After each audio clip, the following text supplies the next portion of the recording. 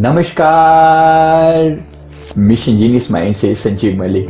दोस्तों, हमारा ये वीडियो मेंटल हेल्थ सीरीज से है और हमारा टॉपिक है ओसीडी का ट्रीटमेंट कैसे होता है। आपको पता हो कि ओसीडी क्या होता है। ओसीडी के लिए मैंने एक डिटेल्ड वीडियो पहले डाला है। ओसीडी के कारण क्या हैं, सिम्टम क्या हैं, क्यों होता है, फिर भी छोटा सा ब्रीफली मैं उसको टच करूंगा ताकि ये वीडियो अपने आप में कंप्लीट हो सके। ओसीडी एक टाइप की एंग्जाइटी है, एक टाइप की मानसिक विकार है जिसमें एक व्यक्ति के दिमाग में कोई भी टाइप के थॉट्स जो हैं वो रेपिटेडली आते हैं। रिपीटेशन जो है वो ओसीडी की है। कोई भी चीज होती है, मन सेटिस्फाई नहीं होता। फॉर एग्जाम्पल, अगर हाथ धोए हैं तो हाथ धोकर मन सेटिस्फाई नहीं होता कि हाथ धुल गए हैं या नहीं धुले, तो वो बार बार धोता है। किसी भी टाइप की रेपिटेशन हो सकती है।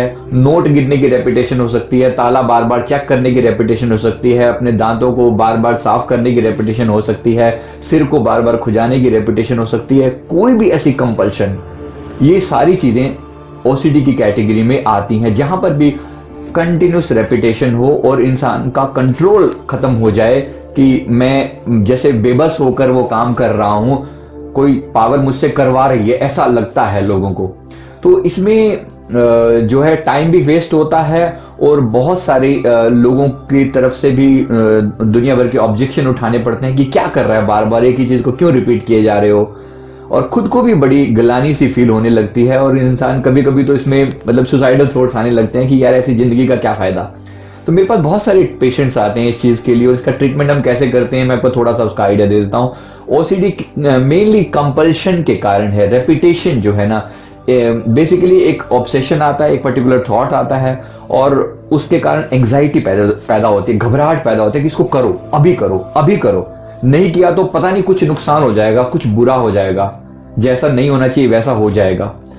इसको कंपल्सिव बिहेवियर कहा जाता है। दिमाग के अंदर कुछ केमिकल इम्बैलेंस जो है इसके लिए रिस्पॉन्सिबल होता है। उस काम को कर लेने से थोड़ी देर के लिए आराम मिलता है और फिर से ही वो रिपीटेशन फिर शुरू कर देता है। तो ये बड़ी मुश्किल वाली सिचुएशन होती है। अब इसके मैं ट्रीटमेंट के बारे में आपको कुछ बातें बता दूं। दो तीन बातें सिम्टम के बारे में और नेगेटिव विचार हो सकते हैं, खुद का नुकसान करने के बारे में विचार हो सकते हैं। बैक्टीरिया है किसी जगह पर, ये चीज ऐसे नहीं ऐसे पड़ी होगी तो ठीक रहेगा, इसके बारे में कोई विचार हो सकते हैं। यानी एक पर्टिकुलर सीक्वेंस में चीजें हो, ऐसा ही हो जैसा मेरे मन में आ रहा है तो ठीक, नहीं तो सब गड़बड़। तो ये ऑब्सेशन किसी भी टाइप का हो सकता है। मैं ये सिम्टम मैंने आपको ऑलरेडी बता दिए हैं। अब मैं इसके ट्रीटमेंट पर आता हूं।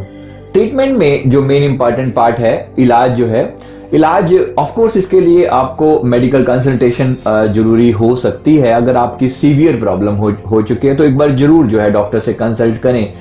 लेकिन आपको बता दें, जितनी भी मेडिसिन इसमें मिलती हैं उसमें सेरोटोनिन को बूस्ट करना यानी हार्मोन्स को बैलेंस करना एक मोस्ट इंपोर्टेंट फैक्टर रहता है और नींद लाने के लिए भी दवाइयां शामिल होती हैं। तो ये इसके लिए ऑफ कोर्स आप डॉक्टर से कंसल्ट करें और जो भी रिक्वायर्ड दवाई हो आप उनको ले सकते हैं। लेकिन एक प्रॉब्लम यह है कि इन दवाइयों के साइड इफेक्ट बहुत होते हैं और आराम भी पूरा नहीं आता। थोड़े ही दिनों के बाद आपको जिस पर्टिकुलर दवाई को आप ले रहे हैं कुछ टाइम के लिए, उसके बाद उसका इफेक्ट खत्म हो जाता है तो फिर मुश्किल शुरू हो जाती है। अब इसके लिए अलग अल्टरनेटिव ट्रीटमेंट्स हैं। जैसे एक इसमें होता है behaviour therapy, CBT, cognitive behaviour therapy से कहा जाता है। इसमें किसी पैटर्न को रोकने के लिए कुछ खास तरह के ट्रीटमेंट दिए जाते हैं। तो जैसे इसका एक पार्ट है exposure response therapy. Exposure response therapy में उस पर्टिकुलर चीज के साथ एक्सपोज कराया जाता है, उस प्रॉब्लम के साथ एक्सपोज कराया जाता है जहां इंसान के अंदर कंपल्शन पैदा हो और फिर उसको रिलैक्सेशन की टेक्निक सिखाई जाती है कि उसको रोका कैसे जाता है। एक सिंपल एग्जांपल से बताता हूं। मान लीजिए आपका हाथ बार बार आपको धोने का जो है, आप कंपल्शन में फंस गए हैं। हाथ धोया पेशेंट ने, उसको लगा कि अभी हाथ धुले नहीं है, दोबारा धोया, तिबारा धोया। अब वो जो कंपल्शन पैदा हो रही है बार बार, हो सकता है वो 20 बार हाथ ही धोता रहे, लेकिन उस कंपल्शन को रोकने के लिए कुछ एक्सरसाइज होती है। उसमें एक मेन जो की होती है, जो ट्रिगर होता है, वो ये है ओसीडी का। एक बार वो ट्रिगर पहचान लें कि बस अब मेरे मन रिपीटेशन मोड में आ चुका है। ऐसा होता है जैसे लॉक हो गया, डेड लॉक हो गया, उसके बाद वो लॉक खुलता ही नहीं है। जब तक उस कंपल्शन को 20 बार आप हाथ नहीं धोलोगे वो अनलॉक होगा ही नहीं, सिस्टम शुरू नहीं होगा। तो उसको रोकने के लिए एक बार के लिए अपने श्वास को रोककर और उस कंपल्शन से एक बार बाहर आने का उपाय खोज लिया जाए, बस एक बार। तो हर बार की रेपिटेशन से फिर आपको धीरे धीरे छुटकारा मिलना शुरू होता है। इसमें टाइम लगता है थोड़ा, एक ही बारी में काम नहीं होता, लेकिन एक बारी से आपकी अगर एक बार भी आप जीत गए और आपने कंपल्शन को 20 की बजाय 5 बारी किया, 10 बारी किया, तो आपकी डेफिनेटली इसमें विक्ट्री है और फिर आप उसको आगे जो है आगे बढ़ने से रोक सकते हैं। अगली बार आप इसको और कम कर सकते हैं। तो इसलिए कंपल्शन को कम किया जा सकता है। करना तो है, वो काम तो करना है, लेकिन 20 बार ना करके फाइनली एक बार करना है। लेकिन 20 से पहले 15 पर आए, फिर 10 पर आए, 5 पर आए, इस तरह से उसको रिड्यूस किया जा सकता है। इसकी अलग अलग टेक्निक्स हैं। तो एक टेक्निक जो मैंने आपको बताई एक्सपोजर रिस्पॉन्स थेरेपी, वो इस तरह से होती है। और भी इसमें बहुत सारे अलग अलग एक्सपोजर रिस्पॉन्स थेरेपी के अलग अलग पार्ट्स हैं, मैं उसको कभी आराम से फिर कवर करूंगा। एक दो चीजें और जिसमें जो बहुत जरूरी है, ओसीडी का सीधा सीधा रिलेशन जो है वो तनाव से है, टेंशन से है, और इसके लिए एक मेजर चीज जो रिस्पॉन्सिबल है वो है पैक्ड फूड। तो पैक्ड फूड को अवॉइड करें जितना हो सके। जो पहले से उसमें प्रिजर्वेटिव जो मिलाए जाते हैं वो आपके दिमाग का बैलेंस में बिगाड़ने में डेफिनेटली बहुत बड़ा उनका कॉन्ट्रीब्यूशन होता है। दवाइयां के बजाय मैं प्रेफर करता हूं कि काउंसलिंग से भी काम चल जाता है, क्योंकि सिर्फ दवाइयां जो हैं वो आपके माइंड को ब्लॉक कर देती हैं नई चीजों के लिए, यानी कि आपका मन उसी चीज के आसपास घूमता ही रह जाता है और थोड़े ही दिनों में उसका प्रभाव भी आपको ऐसा लगेगा कि खत्म हो चुका है। तो इसलिए इसको थोड़ा समझना जरूरी है। हिप्नोथेरेपी यानी मन को हिप्नोटाइज करके उसको खास तरह के अफर्मेशन देकर भी जो है चेंज लाया जा सकता है, क्योंकि सारी प्रॉब्लम मन के लेवल पर ही है। तो काउंसलिंग की जाती है, काउंसलिंग के द्वारा प्रॉब्लम के रूट कॉज पर जाया जाता है और फिर अफर्मेशन दिए जाते हैं।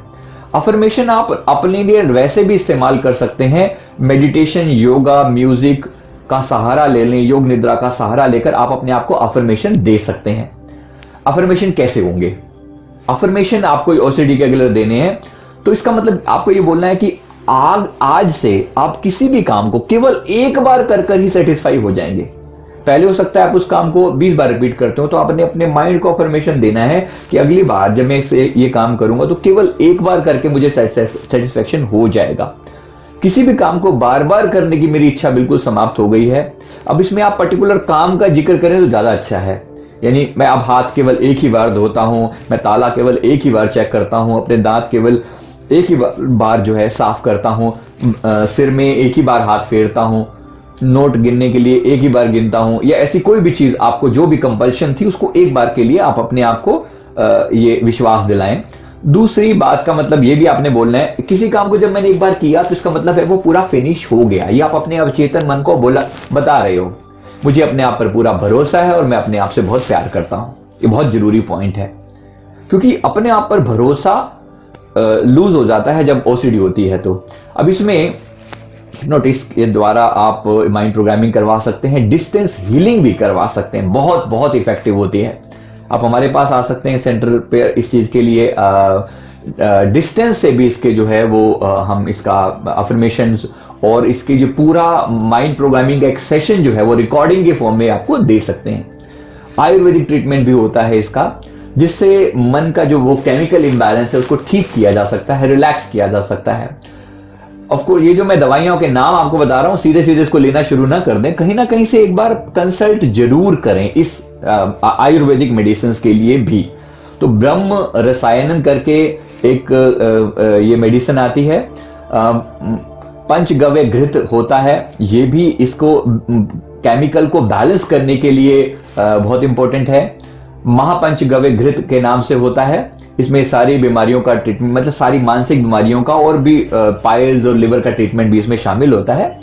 तो ब्रह्मी घृत के नाम से एक मेडिसिन आती है।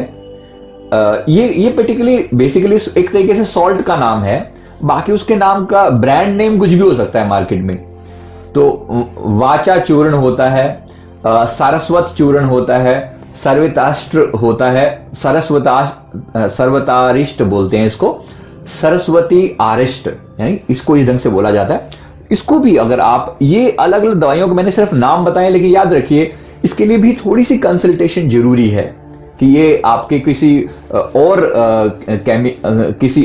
और दवाई के साथ जिसकी कोई रिएक्शन ना हो और आपका बॉडी इसे स्वीकार कर ले, इस बात का जरूर ख्याल रखें। इसके अलावा कुछ एक्यूप्रेशर ट्रीटमेंट भी पॉसिबल है ओसीडी के लिए। जब भी कंपल्शन हो तो TC6 एक पॉइंट होता है, जैसे इसमें दिखाया गया है, अपने हाथ की 3 उंगलियों को नीचे, मतलब जहां से ये हथेली शुरू होती है इसके 3 उंगली नीचे, इस पॉइंट को आपने प्रेस करना होता है यहां पर। जब बहुत ज्यादा कंपल्शन हो तब उसको रोकने के लिए, एंग्जाइटी को रोकने के लिए, वो जो घबराहट है उसको रोकने के लिए ये एक्यूप्रेशर पॉइंट होता है। तो ये पॉइंट है, इसको रोकने से घबराहट कम हो जाती है। HT7 पॉइंट होता है जस्ट नीचे, ये दाएं या बाएं हाथ पर किसी पर भी किया जा सकता है, इसके लिए ज्यादा चिंता ना करें। इसको जस्ट नीचे यहां पर हथेली का जो पॉइंट फिनिश होता है, HT7 इसे बोलते हैं। इसको प्रेस करने से भी आपको रिलैक्स मिलता है। पैर पर जहां ये पोजीशन दिखाई गई है, K1 पॉइंट होता है, इसको प्रेस करने से भी आपको रिलीफ मिलता है तुरंत।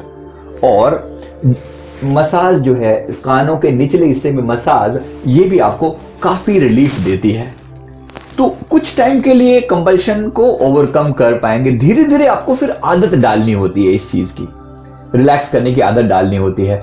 इसके अलावा मेन जो चीज है वो है बेली ब्रीदिंग। बेली ब्रीदिंग आपको बहुत रिलीफ देती है, बहुत। बेली ब्रीदिंग का मतलब है जब भी श्वास लें आपका पेट बाहर आना चाहिए, न कि छाती, जो कि आम लोगों के साथ ऐसा होता है। आप नॉर्मली अपना चेक कर लें अपना ब्रीदिंग पैटर्न, आपको पता चल जाएगा कि आप कहां मिस्टेक करते हैं। आपका पेट बाहर आना चाहिए, छाती बाहर नहीं आने चाहिए ड्यूरिंग ब्रीदिंग। नॉर्मल ब्रीदिंग में को आप बेली ब्रीदिंग में कन्वर्ट कर लें। बेली ब्रीदिंग कितनी देर करें ये जरूरी नहीं है, बेली ब्रीदिंग हर समय करने की कोशिश करें, जितना ज्यादा हो सके उतना आप बीमारियों से बचे रहेंगे, इसको सीधा समझ लें। और योगा प्राणायाम इसके लिए बड़ा काम आता है। बेली ब्रीदिंग मैंने आपको एक बेस बोला, चक्रास को बैलेंस करना इसमें बहुत बहुत बड़ी हेल्प होती है। खास तौर पे मैंने पाया कि रूट, सैक्रल और हार्ट चक्रा डैमेज होते हैं ऐसे लोगों के। तो मैंने एक दूसरा वीडियो डाला हुआ है 7 चक्रास को बैलेंस कैसे करें। तो खास तौर पे रूट पर काम करें। रूट आपके डर के लिए रिस्पॉन्सिबल होता है, सैक्रल चक्रा रेपिटेशन के लिए रिस्पॉन्सिबल होता है, और हार्ट चक्रा एंग्जाइटी के लिए रिस्पॉन्सिबल होता है। इन तीनों का कॉम्बिनेशन को अगर आप ठीक करते हैं, बाकी सारे चक्रों को भी बैलेंस करें, इसमें कोई प्रॉब्लम नहीं है। आधे घंटे का वो वीडियो है जिसका लिंक नीचे डिस्क्रिप्शन में दिया हुआ है, आप उसको देख लें और आपको बहुत हेल्प मिलेगी अपने आप को कूल डाउन करने में, ओसीडी के को ओवरकम करने में आपको बहुत हेल्प मिलेगी। ओसीडी बिल्कुल 100% क्योर मैंने बहुत कम देखा है, लेकिन 90% तक हो जाती है चीजें, 80-90% तक चीजें ठीक हो जाती हैं। आपको लगता है कंपल्शन की अब जरूरत नहीं रही, तो ये अपने आप में बहुत बड़ी अचीवमेंट होती है। मैं उम्मीद करता हूं इस वीडियो ने आपको जरूर हेल्प करी होगी, आप ओसीडी को और बेहतर ढंग से समझने में, उसका ट्रीटमेंट करने में। आप बहुत सारी चीजें डेफिनेटली घर पर कर सकते हैं। मेरी वीडियो आपको जरूर इसमें हेल्प करेंगे। आप हमारे चैनल को जरूर सब्सक्राइब कर लें। इस वीडियो पसंद आए तो औरों के साथ भी शेयर करें और खुद भी लाइक जरूर करें। Thank you very much.